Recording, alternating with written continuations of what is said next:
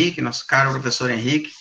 que é especialista em Direito da Economia, da Empresa, pela Fundação Getúlio Vargas, é graduado na nossa faculdade, atua como coordenador adjunto nosso já desde 2014. A área dele é o direito empresarial, né? Não resta dúvida, ele fez essa opção pelo direito empresarial, pelo direito do trabalho, e desde então vem se dedicando com afinco. Tem experiência no direito privado nas áreas empresarial e trabalhista, essa é a área. Assessor jurídico do Sindicato das Indústrias de Rochas Ornamentais, Cal e Calcário, do Estado do Espírito Santo. Desde 89 é membro suplente da Subcomissão Permanente Nacional de Mármore e do Granito, vinculado à Comissão Permanente Nacional de Mineração do Ministério do Trabalho e Emprego, como representante da CNI, que é a Confederação Nacional da Indústria, e é também membro do Conselho Superior de Relações de Trabalho da Federação das Indústrias do Estado do Espírito Santo, FINDS. Portanto,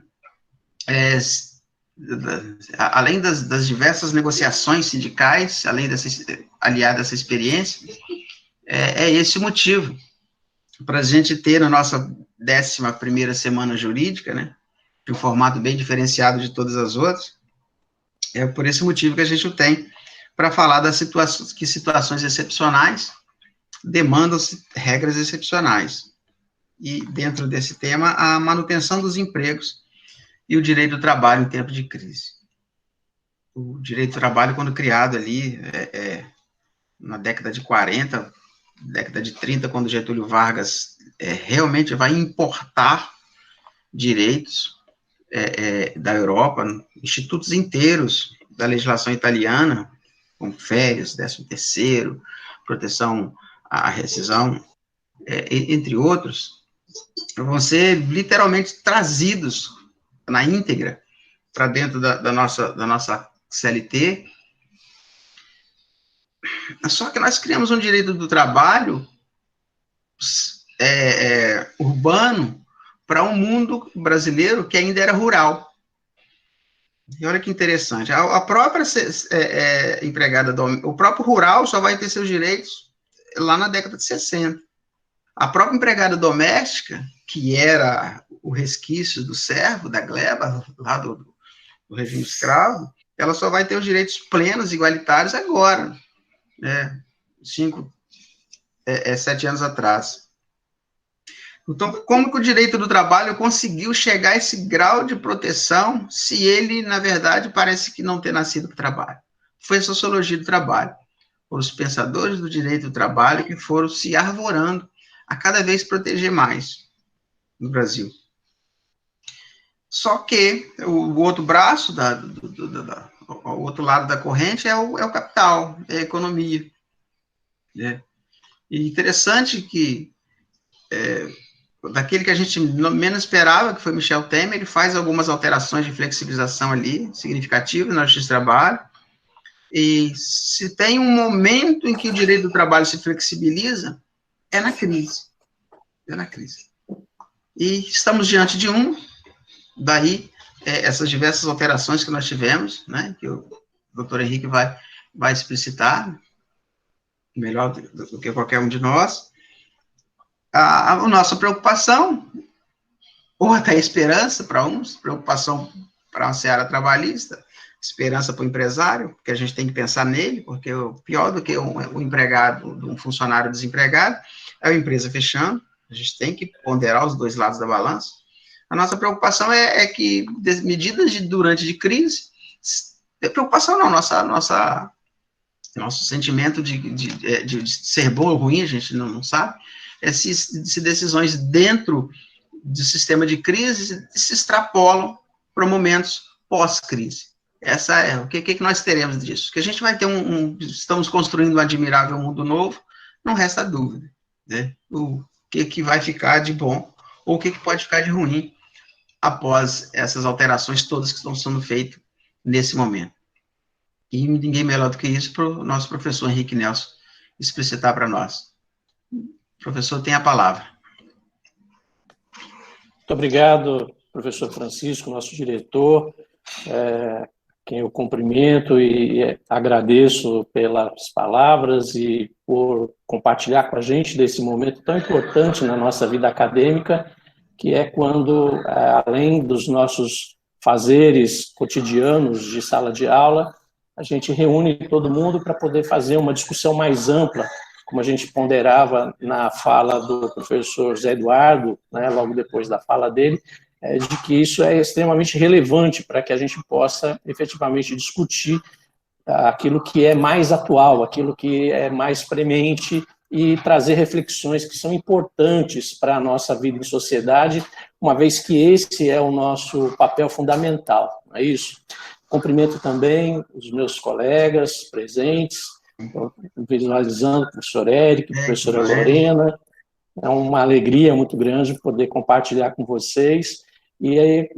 acima de tudo, os nossos queridos alunos, aqueles que são o objeto maior da nossa existência enquanto instituição de ensino superior, para que todos possamos contribuir na formação de cada um de vocês, porque, por óbvio, as nossas ações não se encerram na nossa própria realidade, na nossa própria existência, né? Inclusive, talvez uma das maiores alegrias que a gente tem tido nos últimos tempos, e digo isso na nossa realidade da FDCI, é que nós temos tido a alegria de que os nossos filhos têm seguido os nossos passos, né? Então, estou vendo o meu filho já participando com a gente aqui, já no 6º período, junto, inclusive, com a filha do nosso diretor Francisco, também, ainda que em turnos diversos, assim como filho de Sapavini, filha do Robson, filha do Jefferson. Enfim, isso tudo é mais do que um atestamento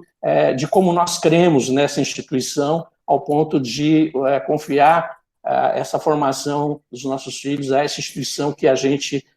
ama tanto, né? E eu, da minha parte, tenho um carinho ainda mais especial, porque justamente é onde a gente começou a nossa vida profissional. Tenho a alegria de ter dividido, né, os bancos escolares com o professor Zé Edu Coelho, com o professor Robson,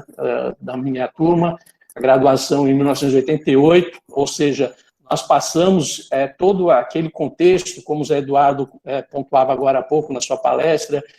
do momento da redemocratização do país, convocação da Assembleia Nacional Constituinte, a discussão de uma nova ordem constitucional e culminando a nossa graduação com a promulgação da Constituição Federal em 1988. E aí, então, iniciar a nossa vida profissional dentro de uma nova ordem política, econômica, social, jurídica, e que ainda perseguimos, como o professor Zé Eduardo Ramos colocou na palestra dele, uma sociedade com uma redemocratização relativamente nova. Nosso país ele é relativamente novo, e por isso mesmo todas as questões relacionadas com a regulação em sociedade, elas ainda demandam um tempo em que essas questões todas vão sendo maturadas e a sociedade vai passando por um processo de evolução. E claro que nesse contexto, nós ainda convivemos com situações pretéritas e situações, às vezes, até que nós já imaginávamos superadas e que muitas vezes somos surpreendidos pela realidade, principalmente no que impacta a saúde de todos nós. Nós tivemos um painel, uma palestra pela manhã, e falávamos, né, inclusive informalmente, agora no início, conversando, o professor Francisco, o professor Érico, sobre essas questões que impactam uma parcela importante da sociedade que não pode ser desprezada, pelo contrário, tem que ser acolhida e tratada de forma correta, que são os portadores de deficiência em todas as suas multiplicidades e suas necessidades. Mas o que a gente vai procurar compartilhar agora segue na mesma linha, só que com uma amplitude ainda maior,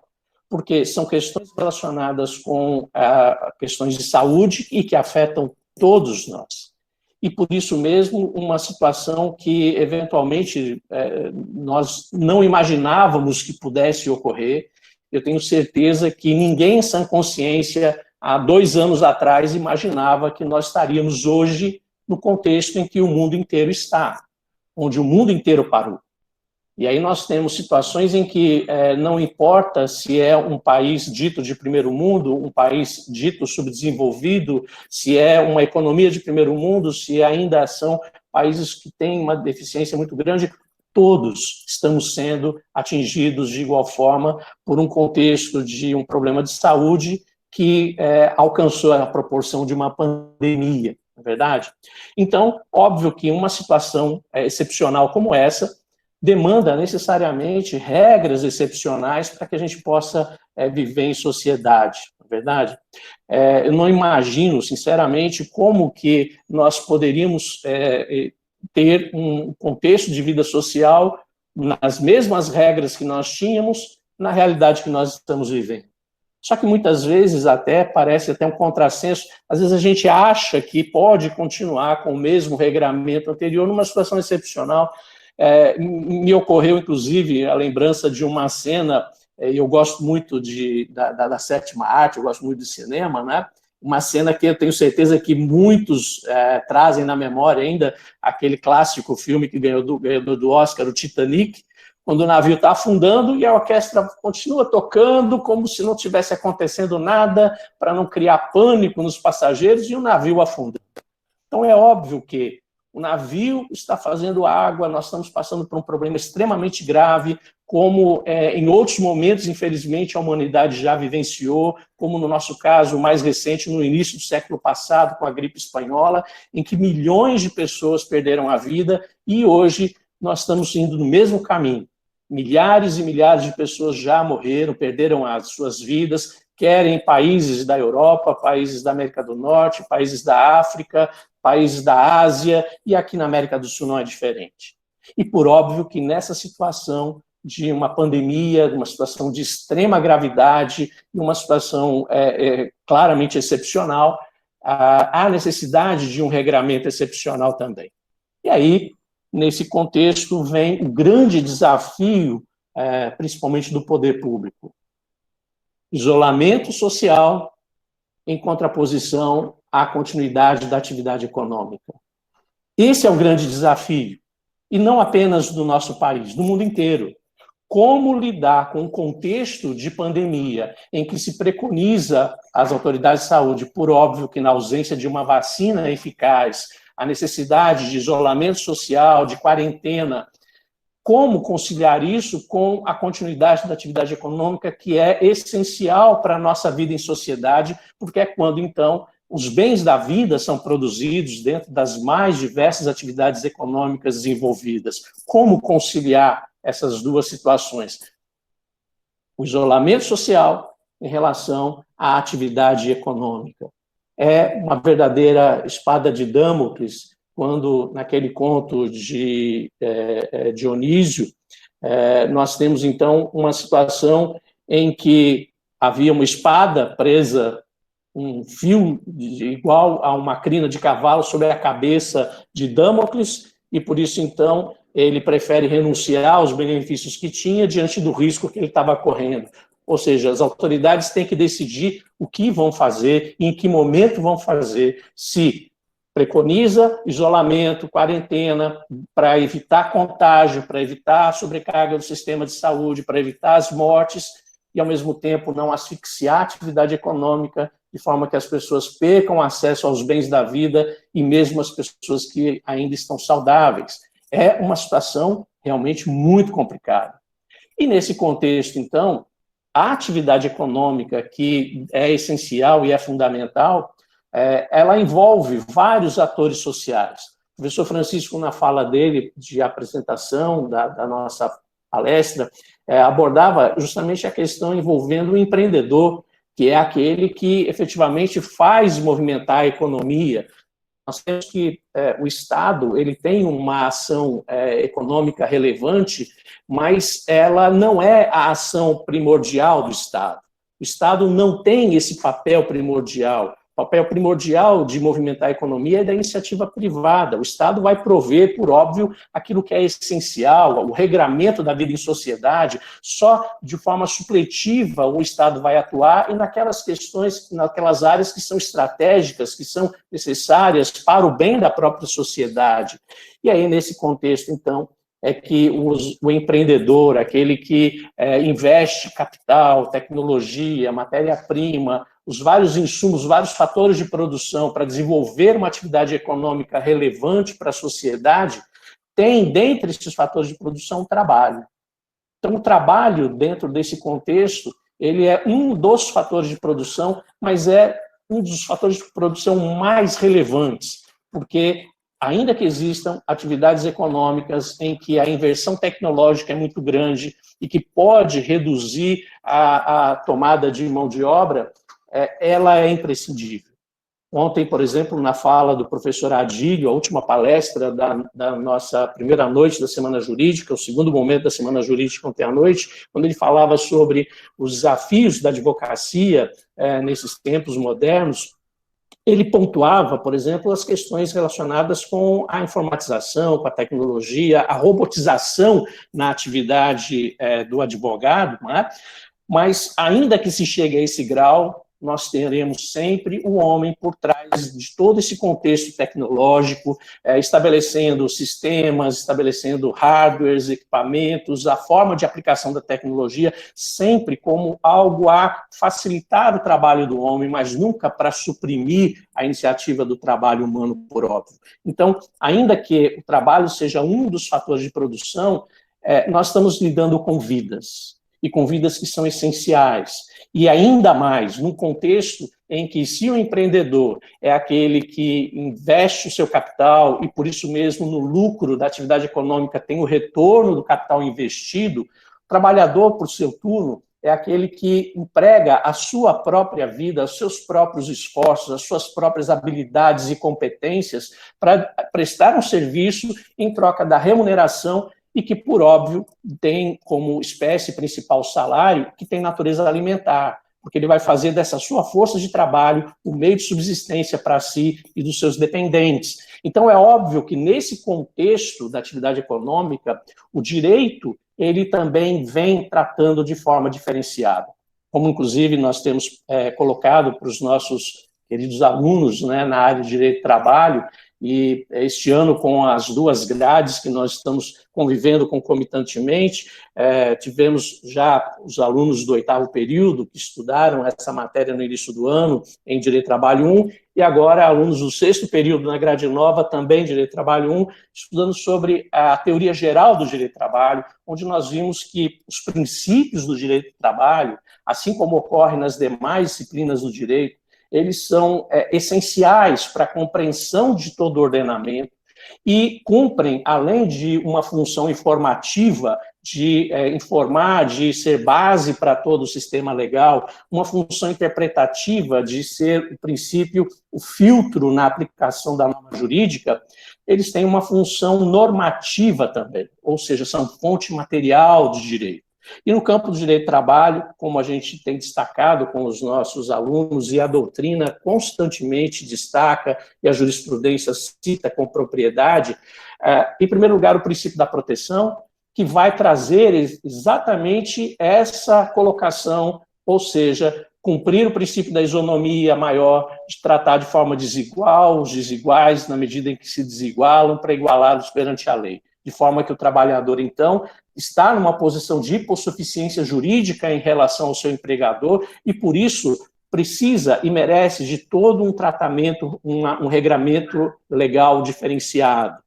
Nesse contexto, um segundo princípio do direito do trabalho, e que também é estruturante e que, independente do contexto em que se vive, deve estar sempre sendo efetivamente observado, é o princípio da continuidade da relação de emprego. O princípio da continuidade da relação de emprego, até como uma decorrência do princípio da proteção, mostra, por óbvio, que se o trabalhador faz da sua força de trabalho o seu meio de subsistência, ele só vai abrir mão, efetivamente, desse vínculo de emprego se ele tiver uma condição melhor. Se ele não tiver uma condição melhor, ele não vai abrir mão desse emprego. Então, por óbvio que, como a gente está falando de subsistência do trabalhador e dos seus dependentes, todos os esforços legais, normativos, todo o regramento deve ser no sentido de proteger o trabalhador como hipossuficiente nessa relação contratual desigual em relação ao empregador e, acima de tudo, privilegiar a continuidade da relação de emprego.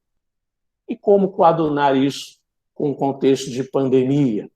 Quando, então, o primeiro caso diagnosticado no mundo, em 31 de dezembro do ano passado, na cidade de Wuhan, na China, leva, então, as autoridades a perceberem a amplitude do que se passava E aí, então, nós começamos a ter algumas iniciativas no campo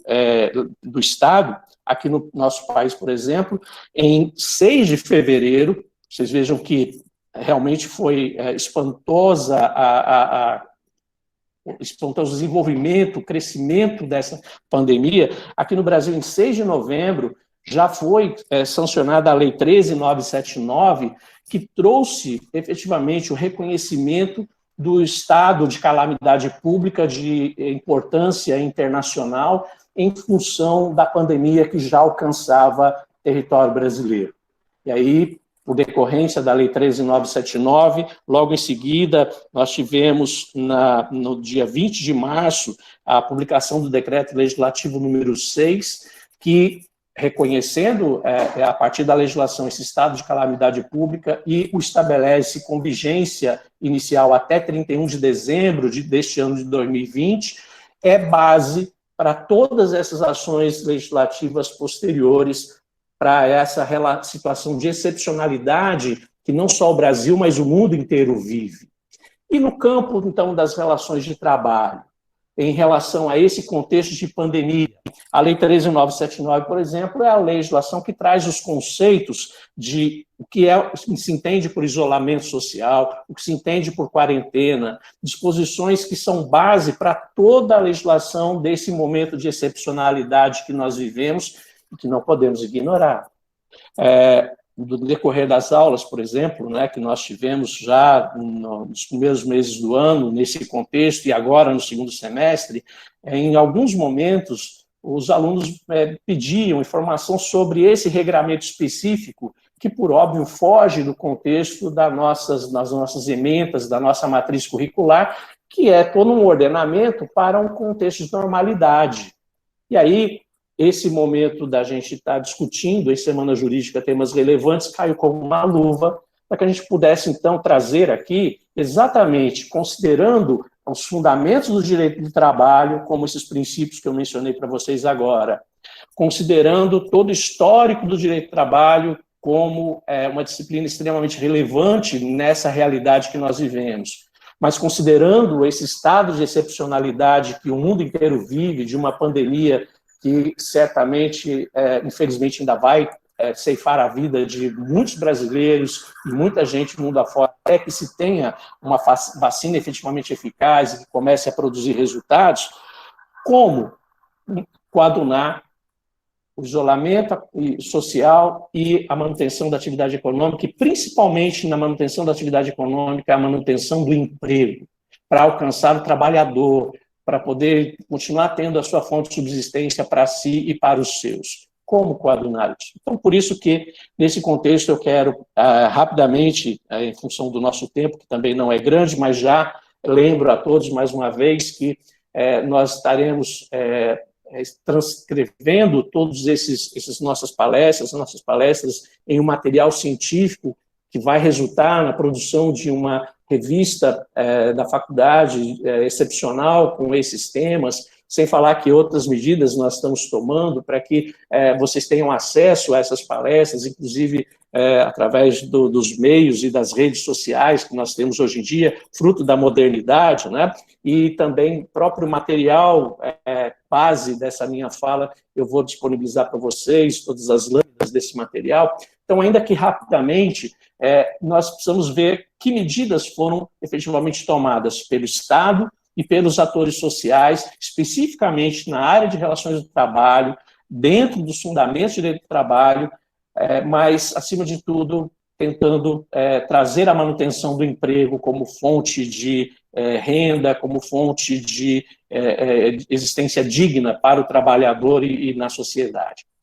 Pois bem, se nós tivemos o Decreto Legislativo número 6 em 20 de março, não muito tempo depois, mais especificamente 2 dias depois, o governo federal já editou uma medida provisória extremamente relevante, que foi a medida provisória 927.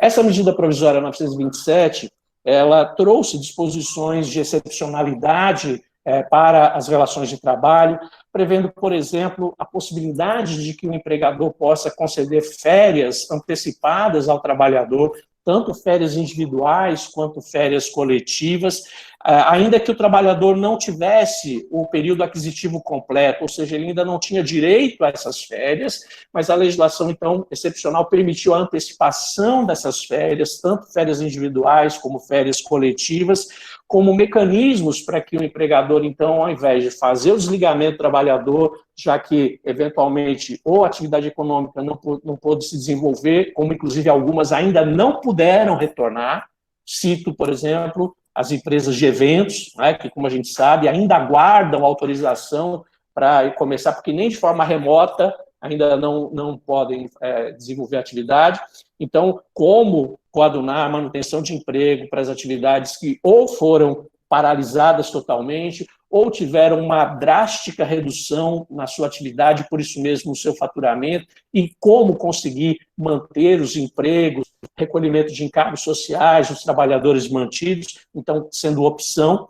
a antecipação de férias, disposições burocráticas da legislação, como comunicação prévia de férias, que nas férias individuais é de pelo menos 30 dias de antecedência, e nas coletivas 15 dias de comunicação prévia às autoridades e aos sindicatos de trabalhadores, tudo isso reduzido para uma comunicação informal, por simples e-mail, até por 48 horas de antecedência. Da mesma forma, essa medida provisória permitiu antecipação até de gozos de feriados, que ainda viriam, tudo para que se evitasse a demissão do trabalhador. Adoção de banco de horas, que é um sistema em que, tanto positiva quanto negativamente, horas trabalhadas ou não trabalhadas ficam computadas como crédito ou do trabalhador que trabalhou e ainda não vai receber, ou do empregador, que o empregado não trabalhou e aquelas horas ficam para serem trabalhadas posteriormente, permitindo que a compensação nesse banco de horas ela possa, de forma extraordinária, ser feita em até 18 meses, quando a legislação estabelece um período menor de 6 meses, via acordos individuais, ou de 12 meses via negociação coletiva. Então, em linhas gerais, a medida provisória 927, do dia 22 de março, ela trouxe, pela primeira vez, regramentos excepcionais como mecanismos para que o empregador não dispensasse o empregado, não rompesse o vínculo de emprego, mantivesse o vínculo, e isso não apenas atendendo o interesse do trabalhador, é importante a gente frisar, porque sempre que o empregador rompe o contrato de trabalho, se não é um desemprego estrutural, porque, por exemplo, ele fez uma inversão tecnológica e ele vai reduzir efetivamente a mão de obra ocupada, se é um desemprego conjuntural, como esse o caso que a gente vive, por óbvio que, passado o contexto conjuntural, ele vai ter que recontratar. Então, por óbvio que, ao rescindir o contrato, ele vai ter que pagar verbas rescisórias, isso tem um custo, e não é um custo barato, é um custo muito alto. E, além do custo financeiro para o empregador ao fazer uma rescisão de contrato de trabalho, existe todo um procedimento na recontratação, e mais do que isso, existe a questão de você perder alguém que estava contextualizado, que estava capacitado, treinado dentro daquele ambiente de trabalho, naquela função, e vai ter que recontratar eventualmente alguém para começar todo esse processo de recrutamento, de seleção, de capacitação, até ter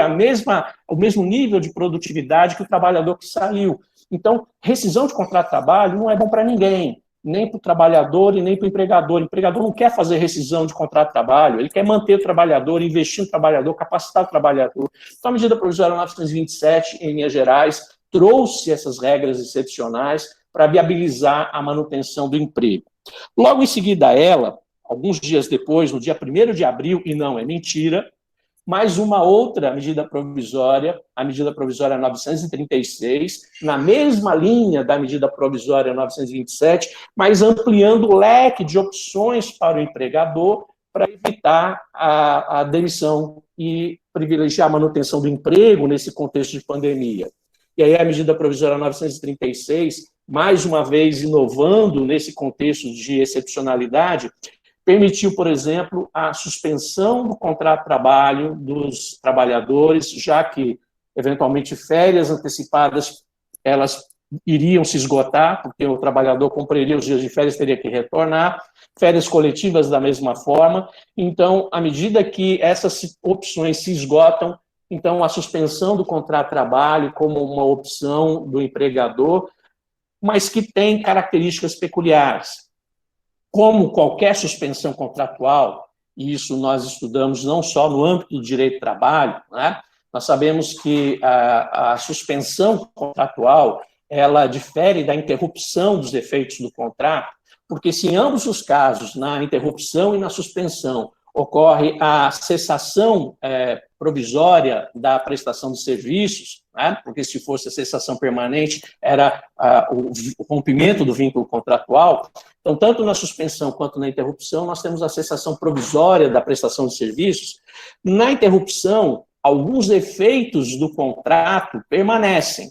enquanto que na suspensão, todos os efeitos do contrato não subsistem. Então, se na interrupção do contrato, por exemplo, o caso contrato de trabalho, o empregado não trabalha, mas ele vai continuar recebendo. A gente dá o exemplo sempre para os nossos alunos em sala de aula, os problemas de saúde, como a gente discute aqui, trabalhador acometido por um problema de saúde e procurando serviço médico competente, apresenta um atestado médico para abono da falta ao seu empregador, e a legislação ela permite que até os 15 primeiros dias de afastamento o empregador pague por esse afastamento devidamente atestado pelo médico competente. E a partir do 16º dia, o trabalhador ainda não fica desassistido, porque aí entra uma outra área do direito, que é a Seguridade Social, e os nossos queridos alunos do 10º período estão estudando hoje como disciplina eletiva Direito Previdenciário, né? Estão vendo a legislação previdenciária que preconiza, a partir do 16º dia de afastamento, a percepção do benefício previdenciário de auxílio-doença, inclusive auxílio-doença acidentário, se esse afastamento tem a ver com o ambiente de trabalho, tem natureza ocupacional. O fato é que, então, há esse auxílio, e aí, então, até o 15º dia de afastamento, é interrupção, porque o empregado não trabalha, mas recebe do empregador, é isso? A partir do 16º dia de afastamento, então, já é o caso de suspensão, porque o empregado continua com o vínculo de emprego, mas ele não vai receber mais do empregador, ele vai receber benefício previdenciário, por exemplo. Essa é apenas uma das situações que exemplificam a suspensão do contrato de trabalho, diferenciando da interrupção, não é verdade? Pois bem, na suspensão do contrato, já que não há nenhum efeito gerado, o trabalhador não trabalha e também não recebe, ele só mantém um vínculo. Nesse caso de pandemia, se o empregador já concedeu férias, antecipou férias individuais, coletivas, antecipou feriados, computou horas não trabalhadas com um banco de horas positivo a seu favor, né, isso para compensar depois, chega um momento, então, em que, não podendo receber esse trabalhador de volta por conta do isolamento social e de quarentena imposta pelas autoridades públicas, com razão, diante desse contexto de pandemia, porque nós temos visto que não adianta também liberar tudo, as pessoas adoecem, sobrecarrega o sistema de saúde, e daqui a pouco o trabalhador vai tentar ser assistido, ele e os seus familiares, não consegue e acaba falecendo. E a Lei 13.979, essa que eu mencionei do início, por exemplo, ela destaca algumas situações compulsórias e que, infelizmente, nós vimos acontecer, por exemplo, na Itália, e já tem acontecido no Brasil em muitos casos, infelizmente. E o professor Francisco, inclusive, citou isso recentemente, eu não me lembro em que reunião, Francisco, de que as pessoas estão sendo privadas, inclusive, de velar os seus mortos, de fazer o sepultamento dos seus entes queridos, numa situação terrível, né, que é esse contexto de pandemia. Então, nesse contexto em que a atividade não possa ser desenvolvida, teria que romper o contrato de trabalho, então tem a suspensão do contrato de trabalho. E aí, nesse contexto, a medida provisória 936, além de permitir a suspensão de contrato de trabalho, bem ou mal, com todas essas circunstâncias que a gente conhece muito bem, que são próprias da nossa realidade brasileira, o governo federal institui um benefício emergencial e que vem a acolher, pelo menos, as pessoas mais vulneráveis da sociedade, os trabalhadores mais vulneráveis, para que tenham um mínimo de condição de, numa suspensão de contrato, em que o empregador não possa continuar pagando o seu salário, ele receber esse benefício emergencial. E ele também vem ser possível, não só nos casos de suspensão de contrato. A MP 936, ela permite também, como outro instrumento, a redução proporcional de jornada de trabalho e de salário. Porque aí, então, aquelas atividades que podem continuar, mas continuar com um nível de atividade econômica menor, Então, esse instrumento em que o empregador reduz a jornada de trabalho do empregado e, por isso mesmo, reduz também a sua remuneração, mantém o vínculo de emprego, adequa a realidade da prestação de serviço a essa nova realidade nesse momento de pandemia, em que a atividade também se reduzem-se turnos de trabalho e, por óbvio, claro, também o faturamento da empresa é reduzido, o que justifica a redução salarial também, mas, nesse caso, também o trabalhador tem direito ao benefício emergencial dentro de regras que a MP 937 prevê, com limitações, mas para tentar também ainda manter a dignidade do trabalhador e a sua remuneração nesse contexto de pandemia. Então, em linhas gerais, a MP 936 trouxe também esses mecanismos extremamente importantes, extremamente relevantes, e com um ponto muito importante. A MP 936, ela, na tramitação do Congresso Nacional, veio efetivamente a se converter em lei, agora no dia 6 de julho, a Lei 14.020, onde ela convalida toda a redação da MP 936, traz, inclusive, algumas disposições além do que a MP 936 trazia, mas como forma de prestigiar a manutenção do vínculo de emprego e trazer efetivamente segurança jurídica para essas opções que o empregador tem de manter o emprego em tempos de pandemia. Só que o mesmo não ocorreu com a MP 927. A medida provisória 927, por várias questões de ordem política, e que a gente, inclusive, falava sobre elas agora há pouco, na primeira palestra da manhã, do professor José Eduardo Ramos, quando muitas vezes não só o judiciário, mas o legislativo também, por questões que fogem o escopo meramente jurídico, acabam impedindo que o direito possa se efetivar. Foi o caso da tramitação da MP 927. A imprensa divulgou, e com muita propriedade, que os congressistas tentaram inserir dispositivos estranhos à matéria da MP 927, e no embate entre executivo e legislativo, foi da conveniência de ambos, tanto do executivo quanto do legislativo, deixar caducar a medida provisória 927, e ela acabou efetivamente perdendo a sua vigência no dia 19 de julho passado. E aí criou-se um outro problema. Por quê? Em primeiro lugar, que perdendo vigência a medida provisória, a partir do dia 20 de julho, essas opções que eu resumi para vocês, ainda que de maneira rápida, sobre antecipação de férias, antecipação de feriados, sobre banco de horas com prazo maior para compensação, deixaram de existir. A medida provisória 927, inclusive, ela trazia uma regra diferenciada para uma situação que todos nós hoje, por exemplo, estamos vivendo ela, que é o teletrabalho. Os nossos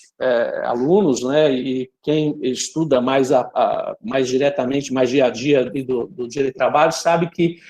como o professor Francisco citou agora há pouco, a Lei 13.467, conhecida como a Reforma Trabalhista, alterou substancialmente a consolidação das leis do trabalho, a CLT, em novembro de 2017, e trouxe pela primeira vez disposições claras sobre o trabalho prestado fora do estabelecimento do empregador, denominando de teletrabalho, que inclui nas suas modalidades essa realidade que nós temos hoje, inclusive na docência, que é o home office. É isso.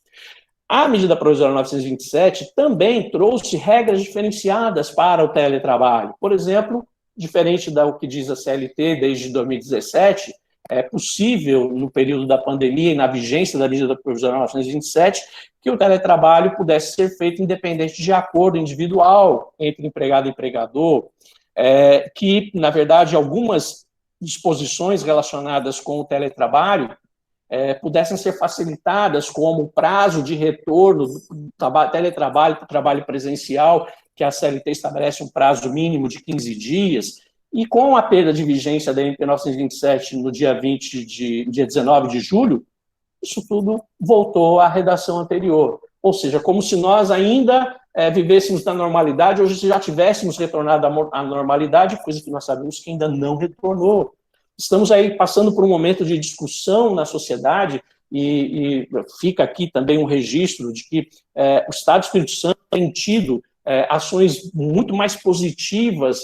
do que alguns outros estados da federação em termos de uma ação proativa e trazendo respostas a esse momento que nós vivemos, inclusive com critérios técnicos, científicos, e nós discutimos agora já, por exemplo, um retorno gradual de várias atividades econômicas, inclusive nesse nosso contexto. Só que nós sabemos que é um contexto ainda muito precário, porque, como a gente vem falando, e as autoridades de saúde vêm mostrando muito bem, se nós estamos chegando no chamado platô da curva de contaminação, significa que ainda, infelizmente, muitas pessoas vão perder a vida, muitas pessoas vão adoecer, até que, à medida que essa curva vai diminuindo, ela venha a efetivamente ser zerada. Queira Deus que seja o mais rápido possível, mas isso ainda vai demandar um tempo, e nós ainda estamos nesse contexto. Então, como consequência da perda de vigência da medida provisória 927, hoje nós estamos diante de algumas alternativas em que se fala, por exemplo, ou de uma nova medida provisória que, se fosse para ser editada, já teria sido, porque ela perdeu vigência em 19 de julho, e até agora ela não veio, mas veio sim um projeto de lei dentro do Congresso Nacional e que foi citado como uma das alternativas do governo pelo Ministério da Economia. Então, tudo indica que encamparam essa proposição, uma proposta de lei acolhendo essas iniciativas, mas a gente sabe muito bem que, por mais rápido que seja o processo legislativo, ele vai tramitar, ainda vai ter um tempo até que essas medidas estejam novamente à disposição do empregador, certo? Nesse contexto, e já chegando ao final dessa explanação das medidas tomadas pelo Estado, nós tivemos, por exemplo, no dia 10 de junho, a edição da Lei 14.010.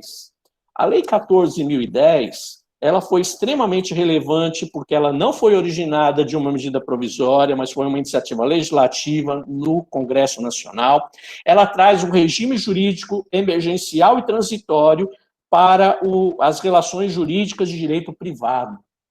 E nós tivemos ali, nessas disposições da Lei 14.010, seguindo, inclusive, o que outros países têm feito na Europa, Inglaterra, Estados Unidos também, um regramento não só para relações de trabalho, mas para as relações de direito privado, disposições de direito civil, disposições com condomínios, com cumprimento de contratos, com disposições que efetivamente atendam essa situação emergencial, e aí, então, a Lei 14.010 é um marco, porque traz para outras situações que não só as relações de trabalho, regras excepcionais. E, mais recentemente, na verdade, ontem, nós tivemos a publicação de uma nova lei, a Lei 14.043, que é também conversão da medida provisória 944, criando um programa emergencial de suporte a empregos para viabilizar acesso dos empreendedores a financiamentos para poder cobrir gastos com folha de pagamento, com recolhimento de encargos dos empregadores. Inclusive, agora há pouco, no intervalo da palestra do professor Zé Eduardo Ramos para mim, eu olhava os e-mails e recebendo o e-mail da Casa Civil. Hoje foi publicada uma outra lei, a Lei 14.045, falando sobre esse acesso de financiamento de empréstimos bancários para empreendedores, na verdade, agora, profissionais liberais que atuam como pessoas físicas, para poder ter acesso às linhas de crédito também. Então, vocês vejam que, em termos de iniciativas do Estado, nós temos tido regras excepcionais para um período de pandemia, com as particularidades do direito, como a perda da vigência da medida provisória 927, e que nós temos que tratar efetivamente sobre essas relações. Agora, e da parte da sociedade, dos atores sociais? E aí eu quero chamar a atenção para vocês, mais uma vez, de que o direito do trabalho,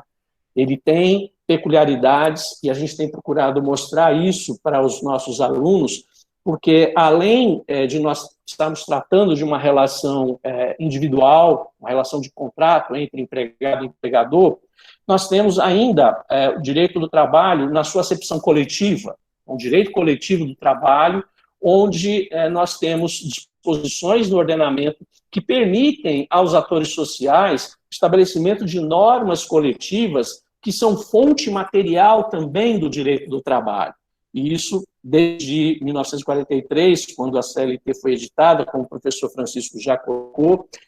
a acepção coletiva está bem na sua raiz muito antes das disposições do início do século passado, né? A gente sabe que, a partir principalmente do período da Revolução Industrial e início do século XIX, as primeiras leis protetivas das relações de trabalho, principalmente na Inglaterra, em função da precariedade do trabalho exercido até então, já trazia disposições de ordem coletiva pela necessidade dos trabalhadores coletivamente organizados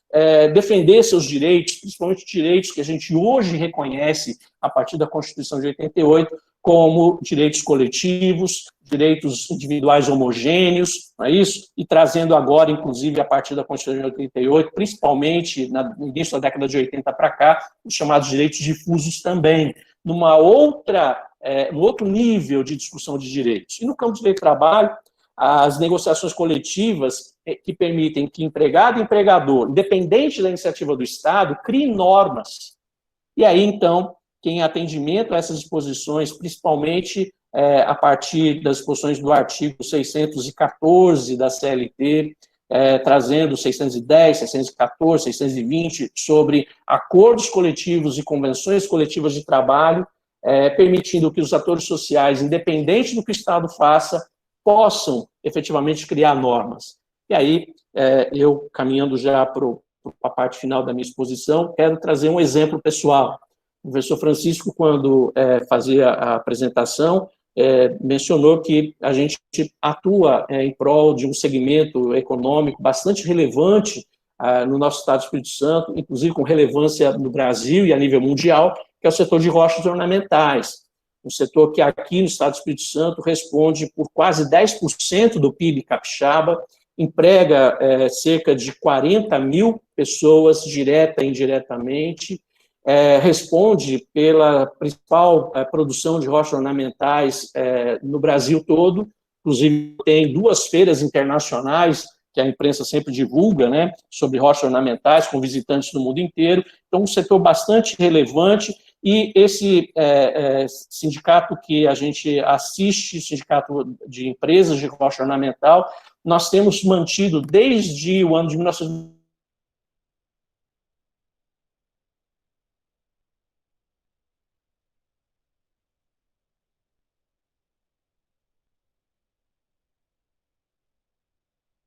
de montanha, e por isso, com lei representativa, nós fazemos coletivas desde o início da década de 90, e ao longo desses anos, nunca foi preciso instaurar um dissídio coletivo, porque ainda que as negociações coletivas, que são complexas, levem 30, 60, 40, 90 dias, nós já tivemos negociação que levou 4 meses, mas sempre nós chegamos a um consenso, retroagimos a chamada database da categoria e produzimos um instrumento normativo, que é a Convenção Coletiva de Trabalho, que traz regras para o segmento, independente da lei. E aí, nesse contexto da pandemia, inclusive amparados por essas disposições excepcionais, o setor de rochas, por exemplo, criou uma convenção coletiva de forma excepcional, antes da database, meados do mês de abril, mas com vigência desde a data da sua assinatura e até 31 de abril do ano que vem, então, quer dizer, abrange todo esse período da pandemia, por exemplo, postergando, por óbvio, a discussão sobre reajuste de salário, porque a gente está falando de manutenção de emprego, discutir reajuste de salário obviamente, um contrassenso, não é isso? Então, postergando a discussão sobre reajuste de salário dos trabalhadores para o momento pós-pandemia, e o detalhe, antes da vigência da medida provisória 936, que foi em 1º de abril, nós já havíamos negociado com os trabalhadores essas disposições que vieram nas 2 MPs, na 927 e na 936, sobre antecipação de férias individuais, antecipação de férias coletivas, ampliação do banco de horas, e ainda o que veio na 936, possibilidade de suspensão de contrato e redução proporcional de jornada e salário. De modo que, nesse exemplo que eu estou colocando para vocês,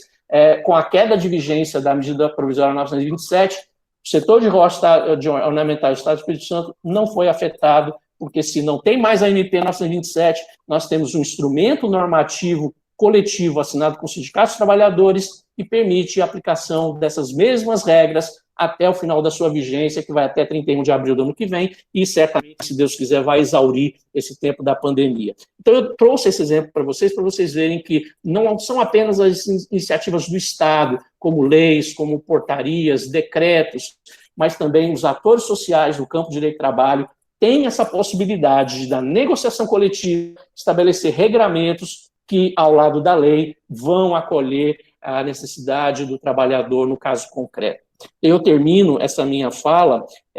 trazendo um texto de um dos homens que foi reputado como um dos mais sábios que já existiu, o rei Salomão, e no seu livro de Provérbios, ele escreveu o seguinte: não é bom ter zelo sem conhecimento, nem ser precipitado e perder o caminho. Não é bom ter zelo sem conhecimento, nem ser precipitado e perder o caminho. Provérbios 19, 2. Esse é o drama que nós vivemos nesse contexto de pandemia. Termos sabedoria, não nos precipitarmos, mantermos o nosso caminho, porque, como a gente tem falado, e a gente não pode deixar de falar sempre, essa situação, Deus vai nos abençoar e nós vamos passar, vamos superar. A normalidade, ainda que seja num contexto um pouquinho diferente, como o professor Francisco colocou, ela vai voltar, nós vamos voltar a ter nosso contato presencial. Tudo indica que as vacinas que estão sendo testadas logo mais vão ser efetivamente produzidas e, se Deus quiser, em breve tempo a gente vai estar juntos novamente, desenvolvendo essa nossa semana jurídica lá no nosso auditório e abraçando todo mundo. Não é isso? É o que todos nós esperamos, tá certo, gente? Então, eu agradeço a oportunidade e devolvo a palavra ao professor Francisco. Muito obrigado. Amém. Que